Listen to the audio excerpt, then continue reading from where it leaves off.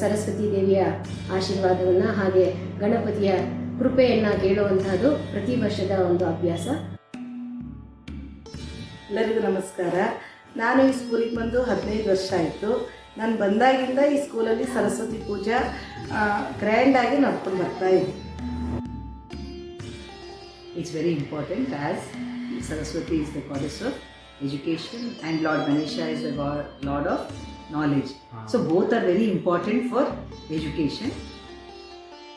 Throughout the year we want to have interaction with the students. After that, this puja is going to give some moral support for them. ಖಂಡಿತವಾಗಿಯೂ ಮಕ್ಕಳು state level ಪ್ರಿಪರೇಟರಿಗಿಂತ ಈ ಪೂಜೆ ಎಲ್ಲ ಮಾಡಿದ ನಂತರ ಮಕ್ಕಳಿಗೆ ನಮ್ಮ ಜೊತೆ ಯಾವುದೋ ಒಂದು ಸಪೋರ್ಟ್ ಇದೆ, ಇನ್ವಿಸಿಬಲ್ ಸಪೋರ್ಟ್ ಇದೆ ಅನ್ನೋ ಆತ್ಮಸ್ಥೈರ್ಯ ಮಕ್ಕಳು ತುಂಬ ಜನ ಮಕ್ಕಳು ಪಾಸಾಗಿ ಬಂದು ಎಕ್ಸ್ಪ್ರೆಸ್ ಮಾಡಿದ್ದಾರೆ ನಮ್ಮ ಹತ್ರ ಬಂದು.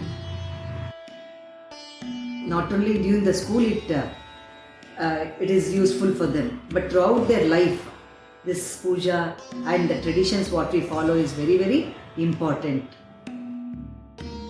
ಪ್ರತಿ ವರ್ಷ ಪಾಠ ಪ್ರವಚನ ಮಾಡುವಂಥದ್ದು ಪ್ರತಿ ವರ್ಷವೂ ನಡೆಯುವಂಥದ್ದು. ಪರೀಕ್ಷೆಗೆ ಸಿದ್ಧ ಮಾಡ್ಕೊಳ್ಳೋಕೆ ಮುಂಚೆ ಎಲ್ಲವೂ ನಡೆದ ನಂತರ ಎಲ್ಲ ಸಿದ್ಧತೆ ಆದ ಪಾಠ ಪ್ರವಚನದ ನಂತರ ಯಾವಾಗಲೂ ಕೂಡ ನಾವು ನಂಬಿರುವಂಥದ್ದು ಭಗವಂತನ ಆಶೀರ್ವಾದಕ್ಕೋಸ್ಕರ.